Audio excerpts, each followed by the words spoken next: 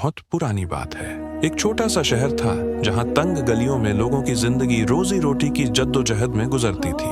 उसी शहर की एक पतली सी गली के आखिर में एक टूटा फूटा सा मकान था जहां उमर अपने माँ बाप और दो छोटी बहनों जैनब और आमना के साथ रहता था। उमर का बचपन बहुत साधारण था। उसके वालिद सड़क किनारे एक छोटा सा बन कबाब का ठेला लगाते थे। तपती धूप हो या बारिश, हर रोज वो अपने हाथों से स्वादिष्ट कबाब बनाते और राहगीरों को खिलाते। उनकी मेहनत ही थी कि किसी तरह से घर का चूल्हा जलता था। माँ घर में बैठकर लोगों के फटे पुराने कपड़े सीती थीं। कई बार तो रात रात भर जगकर सिलाई करती ताकि अगले दिन के लिए कुछ पैसे जुट सके। उमर पढ़ाई में अच्छा था। वो जानता था कि अगर जिंदगी में कुछ बदलना है तो उसे पढ़ाई करनी होगी। अपने वालिद की उम्मीदों का सूरज बनकर उसने 10वीं की परीक्षा दी, पर जैसे ही आखिरी पेपर देकर वो घर पहुंचा, उसकी दुनिया उजड़ गई। घर के आंगन में सन्नाटा पसरा था। माँ का चेहरा आंसुओं से भीगा हुआ था। बहनों की रुलाई थमने का नाम नहीं ले रही थी। उमर को तब पता चला कि उसके वालिद का अचानक दिल का दौरा पड़ने से इंतकाल हो गया था। पूरा घर गम में डूब गया। बगैर पिता के सहारे के मानो उन सब के पैरों के नीचे से जमीन खिसक गई थी। कुछ ही महीनों में घर के हालात बद से बदतर हो गए। जो थोड़ी बहुत बचत थी वह भी खत्म हो गई। माँ की तबीयत भी बिगड़ने लगी। फिर एक दिन माँ पर लकवा पैरालिसिस का अटैक आ गया। अब माँ बिस्तर से उठने के काबिल भी नहीं रही थी। बहनों की पढ़ाई रुक गई। घर में खाने के भी लाले पड़ने लगे। उमर ने हिम्मत नहीं हारी। उसने अपने मरहूम वालिद का ठेला संभाल लिया। अब वो स्कूल छोड़कर रोज सुबह सुबह बाजार से ताजा सामान लाता, फिर सड़क के किनारे अपना बन कबाब का स्टॉल लगाता और शाम तक मेहनत करता। उसके दिल में बस एक ही ख्वाहिश थी, किसी तरह से अपनी माँ का इलाज कराना और अपनी बहनों को पढ़ाना। इन्हीं मुश्किल भरे दिनों में एक अजीब घटना घटी। एक दिन उमर का स्टॉल जैसे ही सजा था, एक अजनबी लड़की उसके पास आई। उसने सफेद रंग का सीधा सादा सलवार कमीज पहन रखा था। उसकी आंखें बड़ी बड़ी और गहरी थीं, मानो कोई समुंदर हो जिसमें राज छुपे हों। उमर ने गौर किया, वह लड़की पहले कभी इस रास्ते से नहीं गुजरी थी। थोड़ी हिचकिचाहट के बाद उमर ने हिम्मत जुटाकर पूछा, बहन जी आपको कुछ चाहिए? लड़की ने मुस्कुरा कर कहा, हाँ 8 प्लेट बन कबाब दे दो। उमर थोड़ा हैरान हुआ। आमतौर पर लोग 1 या 2 प्लेट लेते थे, 8 प्लेट बहुत ज्यादा थीं। फिर भी उसने जल्दी जल्दी कबाब बनाकर उसके सामने रख दिए। लड़की बिना कुछ बोले धीरे धीरे सारे कबाब खा गई, फिर बिना पैसे दिए जाने लगी। उमर कुछ कहने ही वाला था कि उसे लड़की की सीट पर एक चमचमाता हुआ पीतल का पर्स दिखा। शायद ये उनका पर्स गिर गया है, उमर ने सोचा। उसने पर्स उठाया और घर ले आया। कई दिन गुजर गए, वह लड़की फिर नहीं आई। उमर हर दिन राह देखता कि शायद आज वो आए और अपना पर्स मांगे, लेकिन वह गायब हो गई थी, जैसे हवा में घुल गई हो। पर्स को खोला तो उसके अंदर कुछ सोने की बालियां, एक चांदी की अंगूठी और एक पुरानी तस्वीर थी। उमर को लगा शायद इस पर्स में कुछ बहुत कीमती चीजें हैं। उसने उसे एक कपड़े में लपेटकर अलमारी में छुपा दिया। करीब 2 हफ्ते बाद एक दिन अचानक वही लड़की फिर से आई। उसके चेहरे पर एक अजीब सी बेचैनी थी। भाईजान, उसने कहा, क्या मैंने यहाँ अपना पर्स भूल दिया था?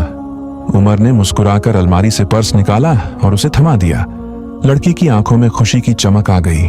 उसने कहा, तुम बहुत ईमानदार हो, चाहो तो ये पर्स रख सकते थे। इसमें मेरी माँ की निशानी है, मेरे लिए बहुत कीमती है। उमर ने सिर झुकाकर कहा, ईमानदारी हमारे घर की पहचान है। आपकी अमानत आपको लौटाना मेरा फर्ज था। लड़की ने जेब से कुछ पैसे निकाले और पुराने बन कबाब के पैसे चुकाए। फिर वह मुस्कुराते हुए चली गई। अब अक्सर वह लड़की स्टॉल पर आने लगी।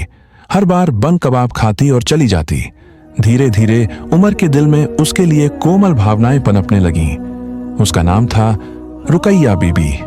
एक दिन रुकैया ने कहा, उमर भाई, हमारे यहाँ एक शादी है, क्या तुम वहां अपना स्टॉल लगाओगे? उमर ने खुशी खुशी हामी भर ली। शादी के दिन जब उमर पहुंचा तो माहौल बहुत अजीब था। मेहमान भी अजीब से लग रहे थे। कुछ की आंखें चमचमा रही थीं, कुछ के कद इतने लंबे थे कि सिर छत से टकरा रहा था। उमर का दिल धक धक करने लगा। तभी अचानक एक बूढ़े शख्स ने उसे देखा और मुस्कुरा दिया, लेकिन उसकी मुस्कान में एक रहस्यमयी डर समाया हुआ था। उमर को समझ आ गया, ये इंसान नहीं थे बल्कि जिन्न थे। वह घबराकर निकलने ही वाला था कि रुकैया उसके पास आई। उसने उसकी हथेली थाम कर कहा, डरो मत, मैं तुम्हें कुछ नहीं होने दूंगी। उमर की धड़कनें थोड़ी शांत हुईं। उस रात उसे पता चला कि रुकैया कोई आम लड़की नहीं थी, वह एक जिन्नजादी थी। लेकिन फिर भी उमर के दिल में उसके लिए मोहब्बत कम नहीं हुई। हालांकि उनकी दुनिया अलग थी, एक इंसान, एक जिन्न, और दोनों का मिलन मुमकिन नहीं था।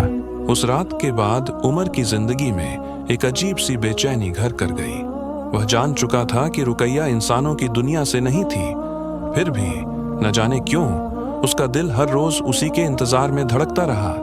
हर सुबह जब वह अपना ठेला सजाता, उसकी आंखें भीड़ में रुकैया को ढूंढती। कभी कभी कोई सफेद सलवार कमीज में लड़की आती तो उसका दिल जोर से धड़क उठता, पर फिर मायूसी से झुक जाता। इसी तरह कई दिन गुजर गए। फिर एक शाम जब आसमान पर बादल मंडरा रहे थे और हल्की हल्की बूंदें गिर रही थीं, रुकैया फिर से उसके स्टॉल पर आई। उसका चेहरा आज कुछ ज्यादा ही उदास था। उमर ने हिम्मत करके पूछा, खैरियत है? आज बहुत उदास लग रही हो। रुकैया ने उसकी तरफ गहरी नजरों से देखा, मानो कुछ सोच रही हो। फिर बोली, उमर, आज मैं तुमसे एक बहुत जरूरी बात करने आई हूँ। वो दोनों सड़क के किनारे एक खाली बेंच पर बैठ गए।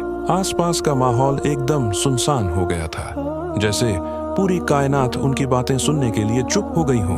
रुकैया ने अपनी सफेद दुपट्टे में लिपटी हुई एक छोटी सी पोटली निकाली। उसने वो पोटली उमर के हाथ में थमाते हुए कहा, ये लो, इसे संभाल कर रखना। इसमें कुछ गहने हैं, सोने की बालियां, चूड़ियां और एक नेकलेस। ये सब तुम्हारे काम आएंगे। उमर ने चौंक कर कहा, मगर ये क्यों? मैं कैसे ले सकता हूँ तुम्हारा दिया हुआ कुछ? रुकैया ने जबरदस्ती उसकी हथेली में पोटली थमा दी और बोली, ये तुम्हारी अमानत है। उमर का माथा सिकुड़ गया। मेरी अमानत? रुकैया की आंखें नम हो गईं। उसने गहरी सांस लेते हुए कहना शुरू किया, बहुत साल पहले जब मैं छोटी थी, मेरी माँ को इंसानी दुनिया में किसी की मदद की सख्त जरूरत थी। हम जिन्न जरूर हैं, लेकिन हमारी दुनिया में भी मोहब्बत, दोस्ती और एहसान जैसे जज्बात होते हैं। तुम्हारे अब्बू हाजी साहब उस वक्त एक अजनबी की मदद करने से पीछे नहीं हटे। मेरी माँ, जो एक जिन्नजादी थी, उन्होंने इंसानी रूप धारण किया था और पैसों की तंगी से जूझ रही थी। हाजी साहब ने बिना कोई सवाल पूछे अपनी बीवी के गहने गिरवी रख कर मेरी माँ की मदद की थी। उमर की आंखें हैरानी से फैल गईं। रुकैया ने आगे कहा, मेरी माँ ने कसम खाई थी कि एक दिन जब वक्त आएगा हम ये एहसान चुकाएंगे। उसी कसम को निभाने के लिए मैं तुम्हारी जिंदगी में आई थी। तुमने मेरा पर्स लौटाकर साबित कर दिया कि तुम भी अपने वालिद की तरह सच्चे और ईमानदार हो। इसलिए अब वक्त आ गया है कि ये अमानत तुम्हें लौटाई जाए। उमर की आंखों से आंसू छलक पड़े। वो कुछ बोल नहीं पाया, उसकी जबान लड़खड़ा गई थी। रुकैया ने मुस्कुराकर कहा, इन गहनों से तुम अपनी बहनों की शादी कर सकते हो, अपनी माँ का इलाज करवा सकते हो, ये तुम्हारा हक है। उमर ने कांपती आवाज में कहा, लेकिन तुम अब कहाँ जाओगी? रुकैया की आंखें भी भीग गईं। उसने फुसफुसाते हुए कहा, मुझे वापस अपनी दुनिया लौटना है। उमर, हम दोनों अलग अलग जहानों के हैं, हमारी मोहब्बत मुकम्मल नहीं हो सकती। उसकी आवाज में दर्द था, मगर मजबूरी भी थी। रुकैया उठ खड़ी हुई। उसने आखिरी बार उमर के चेहरे को देखा, जैसे उसे अपनी आंखों में कैद कर लेना चाहती हो, और फिर पलट कर चल दी। तेज हवाएं चली, बूंदें अब बारिश में बदल गई थी।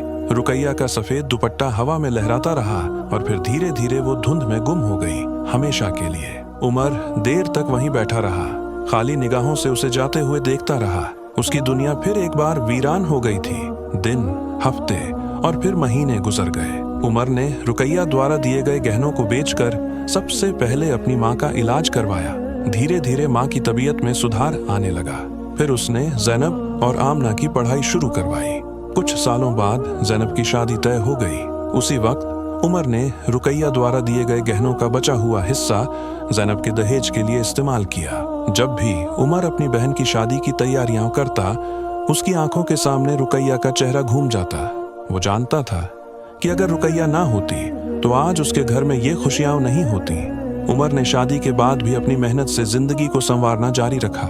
वो दिन भी आया जब उसकी अपनी शादी तय हो गई। दुल्हन बहुत सीधी सादी, नेक दिल लड़की थी, जिसे उमर ने अपने ख्वाबों की रुकैया के साए में देखा था। विवाह के कुछ महीने बाद उमर के घर एक नन्ही परी ने जन्म लिया। जब उसे अपनी बेटी की आंखों में चमक दिखाई दी तो उसे बरबस रुकैया की याद आ गई। वह मुस्कुराया और अपनी पत्नी से कहा, हम अपनी बेटी का नाम रुकैया बीबी रखेंगे। बीवी ने कोई सवाल नहीं किया। शायद उसने उमर की आंखों में छुपे दर्द को पढ़ लिया था। उमर जानता था कि उसकी बेटी की हर मुस्कान में, हर खिलखिलाहट में, हर मासूमियत में रुकैया बीबी का अक्स बसा रहेगा। यही उसकी मोहब्बत की मुकम्मल दास्तान थी, जो अधूरी रहकर भी हमेशा के लिए अमर हो गई थी।